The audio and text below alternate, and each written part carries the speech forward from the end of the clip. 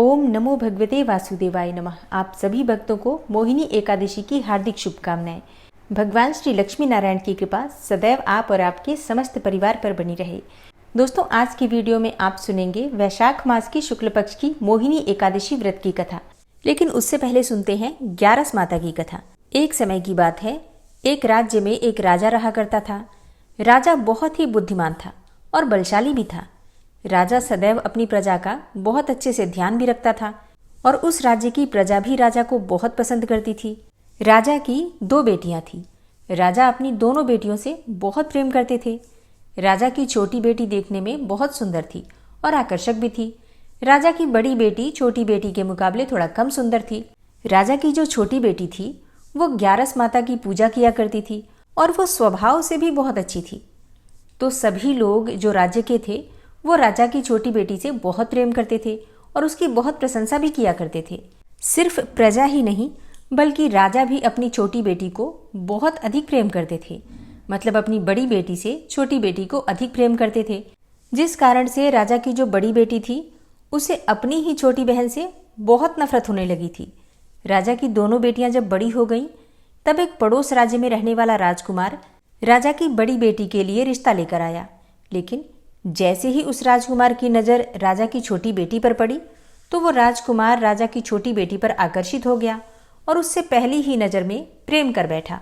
और फिर उस राजकुमार ने राजा की बड़ी बेटी के साथ विवाह करने से मना कर दिया और उसने राजा से कहा कि मैं तो आपकी छोटी बेटी से विवाह करना चाहता हूँ। इसके बाद राजा की जो बड़ी बेटी थी ये सब देखकर अपनी छोटी बहन से बहुत क्रोधित हो गई और राजा की बड़ी बेटी ने अपनी छोटी बहन को ही अपना सबसे बड़ा दुश्मन मान लिया। और फिर राजा की बड़ी बेटी ने अपनी ही छोटी बहन से बदला लेने का निर्णय ले लिया, जिसके लिए उसने अपनी छोटी बहन को जान से मारने का प्लान बनाया। राजा की बड़ी बेटी ने अपनी छोटी बहन को मारने के लिए सबसे पहले एक लड्डू में जहर मिलाकर अपनी ही छोटी बहन को दे दिया और उसको लड्डू खाने के लिए कहा। लेकिन लड्डू खाने के बाद भी छोटी बहन को कुछ नहीं हुआ। बड़ी बहन ये सब देखकर बहुत आश्चर्यचकित हो गई। लेकिन बड़ी बहन ने हार नहीं मानी, बल्कि उसने अपनी छोटी बहन को मारने के लिए एक और उपाय सोचा। और फिर उसने जब रात में छोटी बहन अपने कमरे में सो रही थी तब एक मटके में सांप रखकर उसी के कमरे में छोड़ दिया। लेकिन सांप भी छोटी बहन का कुछ नहीं कर पाया। जिसके बाद बड़ी बहन ने अपनी छोटी बहन से कहा कि चलो हम लोग कुएं से पानी भर कर लाते हैं। और इसके लिए वह अपनी छोटी बहन को पानी भरने के बहाने से कुएं के पास ले गई और उसने अपनी छोटी बहन को कुएं में धक्का दे दिया। लेकिन छोटी बहन को तब भी कुछ नहीं हुआ, क्योंकि हर समय ग्यारस माता उसकी रक्षा कर रही थी। और उधर बड़ी बहन अपने सारे प्रयासों के बावजूद भी असफल हो रही थी, जिससे कि वो बहुत क्रोधित होती जा रही थी। फिर उसने अपनी छोटी बहन के पास जाकर उससे खुद ही पूछा कि मेरी प्यारी छोटी बहन, क्या तुमको पता है कि भगवान ने सबकी मृत्यु एक निश्चित समय पर लिखी हुई है, और कैसे तुम्हारी मृत्यु होगी, क्या ये तुम जानती हो? तब छोटी बहन ने अपनी बड़ी बहन को बताया कि हाँ, मैं तो जानती हूँ कि मेरी मृत्यु कैसे होगी। अब छोटी बहन से ये सुनकर बड़ी बहन मन ही मन बहुत प्रसन्न होने लगी और उसने अपनी छोटी बहन से कहा कि तुम मुझे अपनी मृत्यु का राज तो बताओ।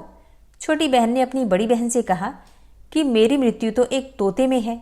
जो तोते के गले में एक हार है, उससे मेरी मृत्यु होगी।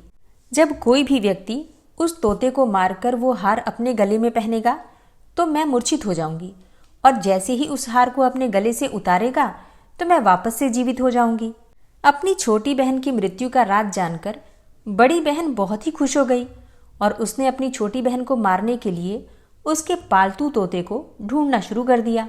और छोटी बहन को इस बात का आभास हो गया था कि कोई उसकी जान लेना चाहता है, जिसके लिए वो अपने पिताजी के पास गई, मतलब राजा के पास गई, और उसने अपने पिताजी से कहा कि पिताजी, मेरी मृत्यु के बाद आप मुझे जलाइएगा मत, बल्कि आप मुझे अपनी पुरानी हवेली में एक पलंग में लिटाकर छोड़ दीजिएगा।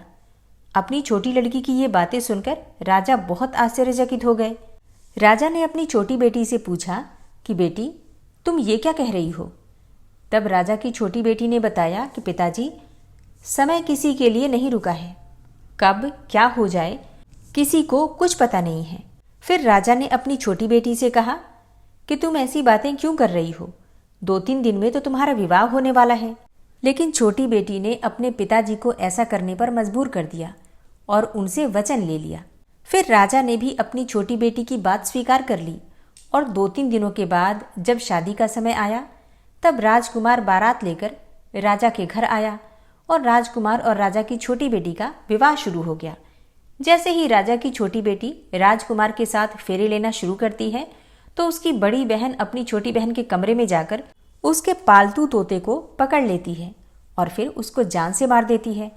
तोते के गले में जो हार था उसको अपने गले में धारण कर लेती है। अब जैसे ही बड़ी बहन उस हार को अपने गले में धारण करती है तो उधर छोटी बहन, जो कि 3.5 ही फेरे ले पाती है, और वहीं पर बेहोश होकर गिर जाती है। इसके बाद राजा ने बड़े बड़े वैद्य और हकीमों को बुलवाया और अपनी छोटी बेटी का इलाज करने के लिए कहा। राजा की बात सुनकर वैद्य ने छोटी बेटी को जब चेक किया तो राजा को बताया कि आपकी जो बेटी है ना तो वो जीवित है और ना ही वो मरी हुई है। ये मैं ऐसा पहली बार देख रहा हूँ। फिर राजा ने वैद्य और हकीम को ये बात बाहर बताने से मना कर दिया और उनको कहा कि अगर तुमने ये बात किसी को भी बाहर बताई तो हम तुम्हें फांसी दे देंगे।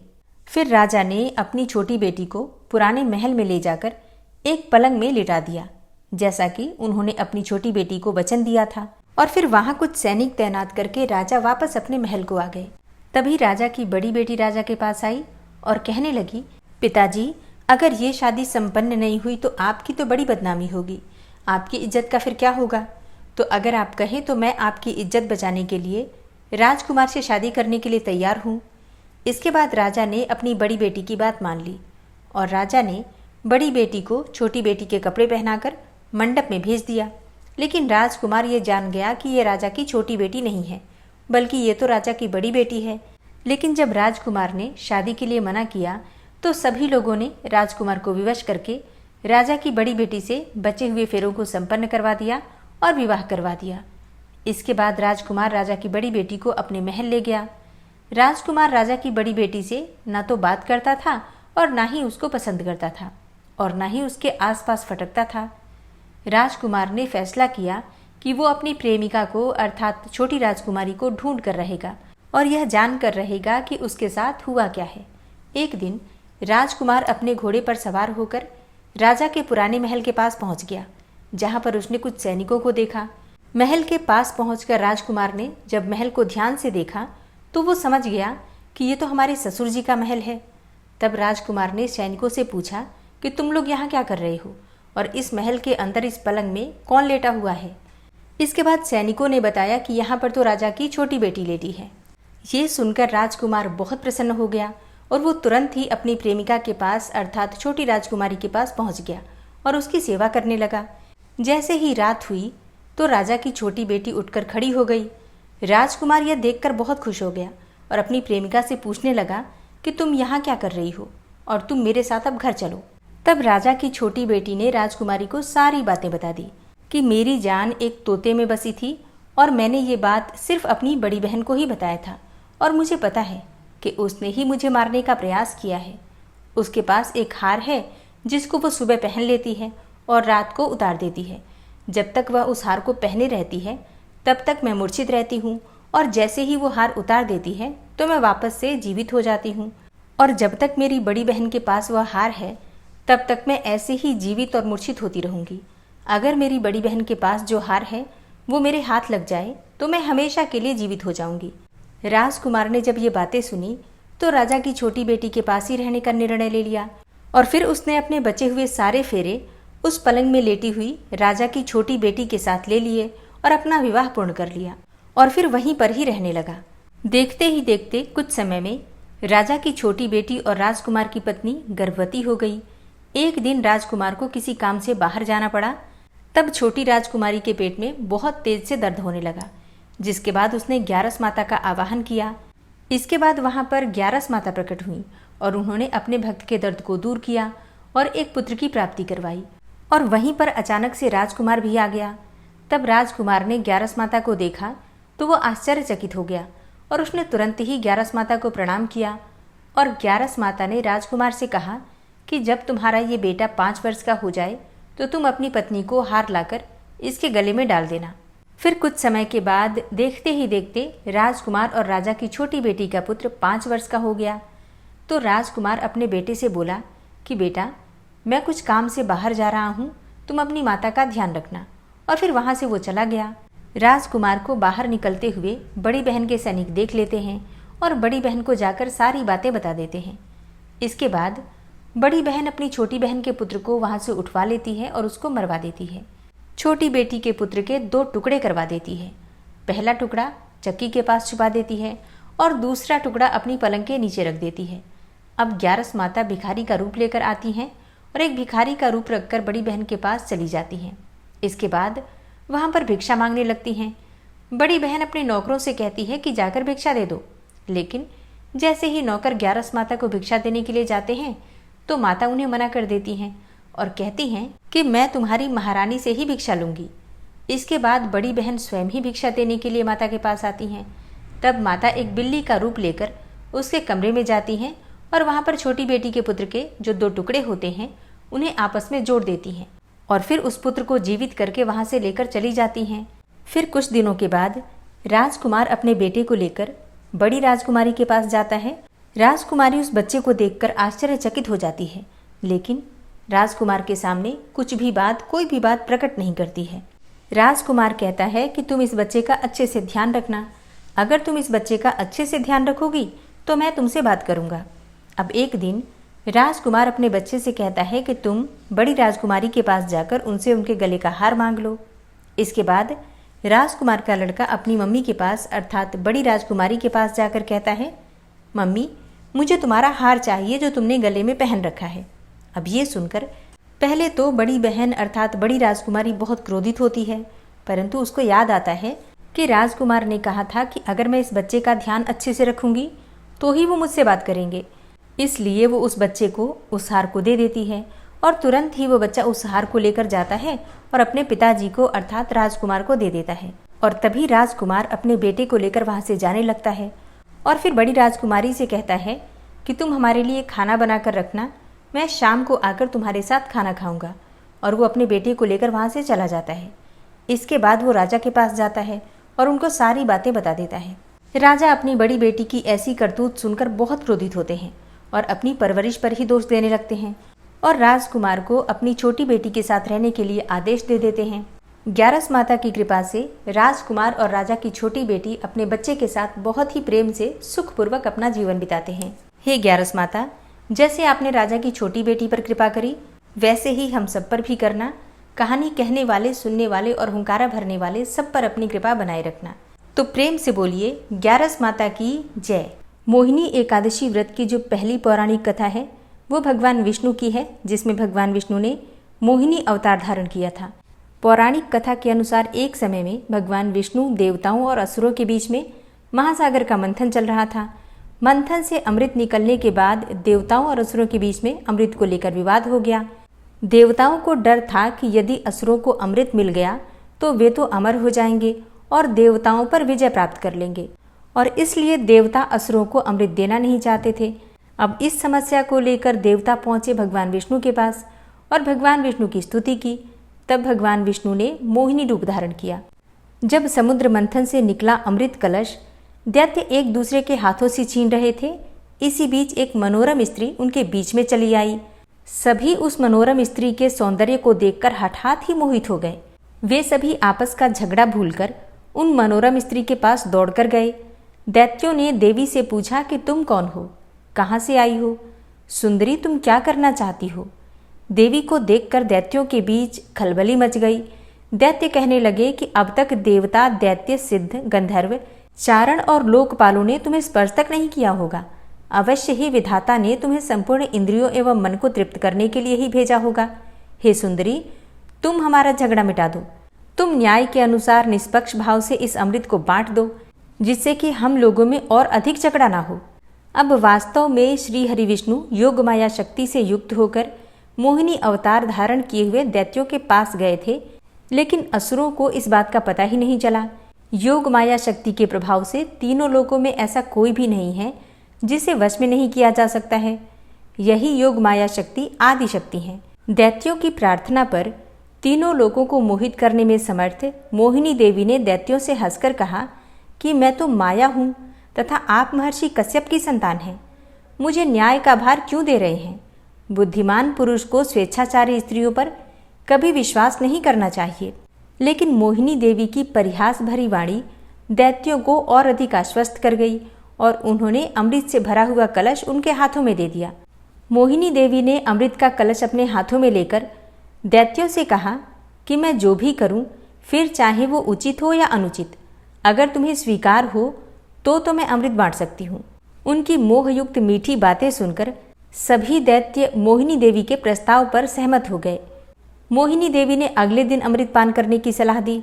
मोहिनी देवी के आदेश के अनुसार अगले दिन समस्त दैत्य स्नान करके अमृत पान करने हेतु पंक्ति में बैठे। देवता भी वहां आकर बैठ गए। मोहिनी देवी अमृत का कलश हाथ में लेकर आई और वे बड़ी ही सुंदर साड़ी पहने हुए थीं। आंखें नशीली हो रही थीं। कलश के समान स्तन तथा गज शावक के सूंड के समान उनकी जंघाएं थी। देवी के स्वर्ण नुपुर अपनी झनकार से सभी को मोहित कर रही थी। सुंदर कानों में कुंडल थे तथा उनकी नासिका, कपोल तथा मुखारविंद बहुत ही मनोरम थे। बाद में भगवान के इसी मोहिनी अवतार ने देवों को अमृत पान कराया और दैत्यों के साथ छल किया। मोहिनी ने पहले तो असुरों को अपनी मोह माया के जाल में फंसाया, फिर धीरे से सारा अमृत देवताओं को पिला दिया। इससे देवताओं ने अमृत प्राप्त किया और फिर देवताओं और दानवों में जब युद्ध हुआ तो दानव परास्त हो गए और देवता जीत गए। उधर भगवान शिव ने जब सुना कि श्रीहरि ने दैत्यों को मोहित कर देवताओं को अमृत पिलाने के लिए स्त्री का रूप धारण किया था, तो वे उस स्थान पर गए जहाँ भगवान श्रीहरि निवास करते थे। वहां जाकर भगवान शिव ने श्रीहरि की स्तुति और वंदना की। उनकी स्तुति और वंदना से प्रसन्न होकर भगवान श्रीहरि ने शिव जी को दैत्यों को मोहित करने वाले मोहिनी रूप का दर्शन करवाया। अब तो एकाएक ही भगवान शिव जी एक रंग बिरंगे फूलों से भरे हुए उपवन में पहुंच गए। वहां उन्होंने बड़े ही सुंदर परिधान पहने, कमर में करधनी पहने एक सुंदर स्त्री को क्रीड़ा करते हुए देखा। उन देवी ने लज्जा भाव से मुस्कुराकर तिरछी नजर से शिव जी की ओर देखा। बस फिर क्या था, कामदेव को भस्म करने वाले भगवान शंकर का मन उनके हाथों से निकल गया। वे मोहिनी देवी को निहारने लगे। उनकी चितवन के रस में डूबकर शिव जी इतने भावातुर हो गए कि उन्हें अपने आप की भी सुध बुध न रही। जहां भगवान शंकर की मोहिनी देवी पर आंखें लग जाती थीं, लगी ही रहती थी तथा उनका मन वहीं रमण करने लगता था। वे मोहिनी देवी के प्रति अत्यंत आकृष्ट हो गए थे। उन्हें मोहिनी भी अपने प्रति आसक्त जान पड़ती थी। उनके हाव भाव से शिव जी का विवेक शून्य हो गया था तथा वे कामातुर हो गए थे। अपने वैरी कामदेव से मानो परास्त होकर महादेव जी विष्णु के मायामय मोहिनी रूप को जानकर भी पीछे पीछे दौड़ने लगे। पार्वती जी का ख्याल त्याग कर शंकर मोहिनी के पीछे लग गए। उन्होंने उन्मत्त होकर मोहिनी के केश पकड़ लिए, लेकिन मोहिनी अपने केशों को छुड़वाकर फिर वहां से चल दी। अब शंकर फिर उसके पीछे पीछे ही दौड़ने लगे। तत्पश्चात यह माया है ऐसा जानकर भगवान शंकर अपने स्वरूप में स्थित हुए। धर्मराज युधिष्ठिर ने कहा, हे भगवान, मैं आपको नमस्कार करता हूँ। हे भगवान, आपने वैशाख मास की कृष्ण पक्ष की एकादशी अर्थात वरूथिनी एकादशी के बारे में विस्तार पूर्वक बतलाया। अब आप कृपा करके वैशाख शुक्ल एकादशी का नाम क्या है तथा उसकी कथा क्या है, इस व्रत की क्या विधि होती है, यह सब विस्तार पूर्वक बतलाइए। भगवान श्री कृष्ण कहने लगे, हे धर्मराज, वैशाख मास के शुक्ल पक्ष की एकादशी को मोहिनी एकादशी के नाम से जाना जाता है। मैं आपसे एक कथा कहता हूँ जिसे महर्षि वशिष्ठ ने श्री रामचंद्र जी से कही थी। हे राजन, आप कृपा पूर्वक इसे ध्यान से सुनिए। एक समय भगवान श्री राम बोले कि हे गुरुदेव, कोई ऐसा व्रत बतलाइए जिससे समस्त पाप और दुखों का नाश हो जाए। मैंने सीता जी के वियोग में बहुत दुख भोगे हैं। महर्षि वशिष्ठ बोले, हे राम, आपने बहुत सुंदर प्रश्न किया है। आपकी बुद्धि अत्यंत शुद्ध तथा पवित्र है। यद्यपि आपका नाम स्मरण करने से मनुष्य पवित्र और शुद्ध हो जाता है, तब भी लोकहित में यह प्रश्न अच्छा है। वैशाख मास में जो एकादशी आती है उसका नाम मोहिनी एकादशी है। इस एकादशी का व्रत करने से मनुष्य सब पापों तथा दुखों से छूटकर मोह जाल से मुक्त हो जाता है। मैं इसकी कथा कहता हूँ, आप ध्यान पूर्वक सुनिए। एक समय की बात है, सरस्वती नदी के तट पर भद्रावती नाम की एक नगरी में द्युतिमान नामक चंद्रवंशी राजा राज्य करता था और वहां धन धान्य से संपन्न व पुण्यवान धनपाल नामक वैश्य भी रहता था। वह अत्यंत धर्मालु और विष्णु भक्त था। उसने नगर में अनेकों भोजनालय, प्याऊ, कुएं, सरोवर, धर्मशाला आदि बनवाए थे। सड़कों पर आम, जामुन, नीम आदि के अनेकों वृक्ष भी लगवाए थे। उसके 5 पुत्र थे, सुमना, सद्बुद्धि, मेधावी, सुकृति और धृष्ट बुद्धि। ये उसके 5 पुत्रों के नाम थे। इनमें से जो 5वां पुत्र था, धृष्ट बुद्धि, महापापी था। वह पितर आदि को नहीं मानता था। वह वैश्या और दुराचारी मनुष्यों की संगति में रहकर जुआ खेलता और पर स्त्री के साथ भोग विलास करता तथा मद्य मांस का सेवन भी करता था। इसी प्रकार अनेकों कुकर्मों में वह पिता के धन को नष्ट करता रहता था। इन्हीं कारणों से त्रस्त होकर पिता ने उसे घर से निकाल दिया था और घर से बाहर निकलने के बाद वह अपने गहने और कपड़े बेचकर अपना निर्वाह करने लगा। जब सब कुछ नष्ट हो गया तो वैश्या और दुराचारी साथियों ने उसका साथ छोड़ दिया। अब वह भूख और प्यास से अति दुखी रहने लगा। कोई सहारा ना देखकर चोरी करना भी सीख गया। एक बार वह पकड़ा गया तो वैश्य का पुत्र जानकर चेतावनी देकर छोड़ दिया गया, मगर दूसरी बार फिर पकड़ में आ गया और राजा की आज्ञा से इस बार उसे कारागार में डाल दिया गया। कारागार में उसे अत्यंत ही दुख दिए गए और बाद में राजा ने उसे नगरी से निकल जाने को कहा। वह नगरी से निकलकर वन में चला गया और वहां वन में वन्य पशु पक्षियों को मारकर खाने लगा। कुछ समय के पश्चात वह बहेलिया बन गया और धनुष बाण लेकर पशु पक्षियों को मार मार कर खाने लगा। एक दिन भूख प्यास से व्यथित होकर वह खाने की तलाश में घूमता हुआ कौंडिन्य ऋषि के आश्रम में पहुंच गया। उस समय वैशाख मास था और ऋषि गंगा स्नान कर रहे थे। उनके भीगे वस्त्रों से कुछ छींटे उस पर पड़ने से उसे कुछ सद्बुद्धि की प्राप्ति हुई। वह कौंडिन्य मुनि से हाथ जोड़कर पूछने लगा कि हे मुने, मैंने जीवन में बहुत पाप किए हैं। आप इन पापों से छूटने का कोई साधारण बिना धन का उपाय बताइए। उसके दिन वचन सुनकर मुनि ने प्रसन्न होकर कहा कि तुम वैशाख मास की शुक्ल पक्ष की मोहिनी एकादशी का व्रत करो। इससे अनेकों जन्मों के किए हुए मेरु पर्वत जैसे समस्त महापाप भी नष्ट हो जाते हैं। मुनि के वचन सुनकर वह अत्यंत प्रसन्न हुआ और उनके द्वारा बताई गई विधि के अनुसार व्रत किया। हे राम, इस व्रत के प्रभाव से उसके सब पाप नष्ट हो गए और अंत में वह गरुड़ पर बैठकर विष्णु लोक को गया।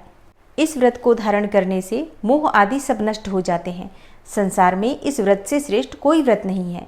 इसके महात्म्य को पढ़ने अथवा सुनने मात्र से भी 1000 गौदान का फल प्राप्त होता है। शास्त्रों में भगवान विष्णु के इस मोहिनी अवतार में मोहिनी स्वरूप के बारे में ऐसा कहा जाता है कि ऐसी स्त्री न तो इससे पहले कभी हुई थी न आगे कभी होगी, जिस रूप को भगवान विष्णु ने धारण किया था। भगवान विष्णु ने जिस दिन मोहिनी अवतार धारण किया था वो दिन था वैशाख मास की शुक्ल पक्ष की एकादशी तिथि और इसलिए इस एकादशी पर भगवान विष्णु के मोहिनी अवतार की पूजा की जाती है। मोहिनी रूप भगवान विष्णु की शक्ति और बुद्धि का प्रतीक है। यह रूप भगवान विष्णु के विभिन्न लीलाओं का प्रदर्शन करता है जो संसार की रक्षा करते हैं। मोहिनी रूप स्त्री शक्ति का भी प्रतीक है। मोहिनी एकादशी के दिन भगवान विष्णु के मोहिनी रूप की पूजा करने से समस्त प्रकार के पापों का नाश हो जाता है। भगवान विष्णु की असीम कृपा की प्राप्ति होती है और इस एकादशी के उपवास से मोह के बंधन समाप्त हो जाते हैं। शास्त्रों के अनुसार जो व्यक्ति विधि विधान से भगवान विष्णु की साधना करते हुए मोहिनी एकादशी का व्रत और रात्रि जागरण करते हैं, ऐसे मनुष्यों को वर्षों की तपस्या के बराबर पुण्यफल प्राप्त होता है। दोस्तों, अगर आप वैशाख मास की पूर्णिमा और वट सावित्री व्रत के विषय में जानना चाहते हैं तो चैनल पर वीडियो अपलोड हो चुकी है, ज़रूर देख लीजिए और उम्मीद करती हूँ कि आप वैशाख मास की कथा प्रतिदिन ज़रूर सुनते होंगे। आज की वीडियो आपको कैसी लगी कमेंट बॉक्स में ज़रूर बताइए। वीडियो अच्छी लगी हो तो लाइक कीजिए, शेयर कीजिए और चैनल पर पहली बार आए हैं, अगर अभी तक आपने चैनल को सब्सक्राइब नहीं किया है तो आज की वीडियो अगर आपको अच्छी लगे तो चैनल को सब्सक्राइब कर लीजिए, बेल बटन को ज़रूर प्रेस कर लीजिए। इससे ये होगा कि इस चैनल पर जो नई वीडियो अपलोड होंगी उनकी नोटिफिकेशन आपको सही समय पर प्राप्त होगी। मिलती हूँ मैं आपसे अगली वीडियो में, तब तक के लिए जय श्री राधे।